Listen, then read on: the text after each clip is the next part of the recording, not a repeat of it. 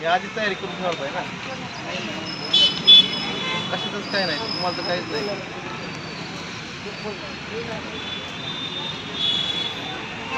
राजगिरीच आहे का?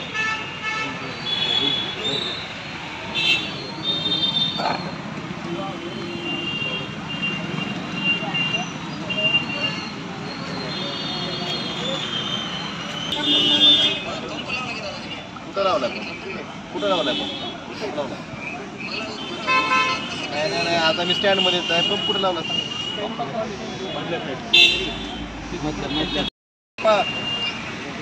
मी काय विचारलंय तुम्हाला? मला त्या कॉन्ट्रॅक्टरच्या खड्ड्यात पाणी साठलं म्हणून माझा विषय नाही. माझा विषय इथं लोकांना पाय ठेवायला जागा नाही, उभं राहायला जागा नाही, जास्त त्या फसायला त्याचा विषय होता. तो व्हिडिओ पाठवतो. त्या कॉन्ट्रॅक्टरच्या खड्ड्यात पाणी पडलं, मला काय घेतलं नाही. तुम्हाला काम कोणासाठी करता? लोकांसाठी करता, कॉन्ट्रॅक्टरसाठी करता? मग काय केलं सांगा ना. मी तुम्हाला काल सकाळी व्हिडिओ पाठवलेले आहेत. काय त्यानंतर तुम्ही काय ॲक्शन घेतली सांगा. 24 तास होऊन गेले, मी इथं जागेवर आहे. तुमचं डिप्टी इंजिनियर कुठं आहेत? हेडक्वार्टर कुठं आहे त्यांचं? ड्युटी नाही, ड्युटी लावत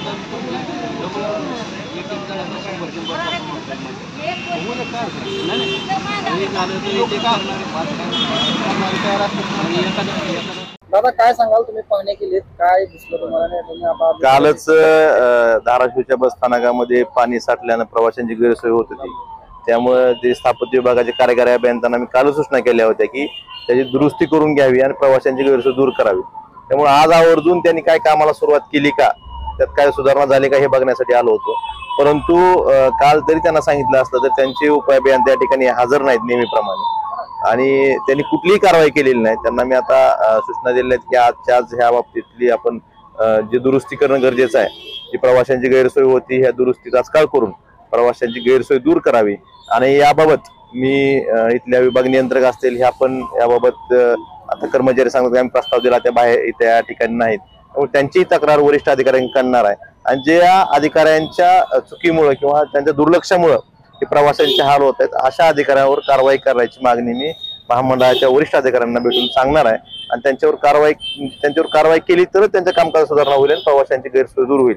कारण जर सांगूनही जर त्या गोष्टीला एखादे कोण सिरियस घेत नसतील तर निश्चितच त्यांची किती आत्मीयता आपल्या कामाविषयी आहे किंवा आपण ज्या ठिकाणी काम करतो ज्या ठिकाणी पगार घेतो त्या कामाविषयी ते किती आत्मीयतेने काम करतात हे दिसून आलेलं आहे. त्यामुळे अशा जाणीवपूर्वक दुर्लक्ष करणाऱ्या अधिकाऱ्यावर मी कारवाई करायला लावणार आहे.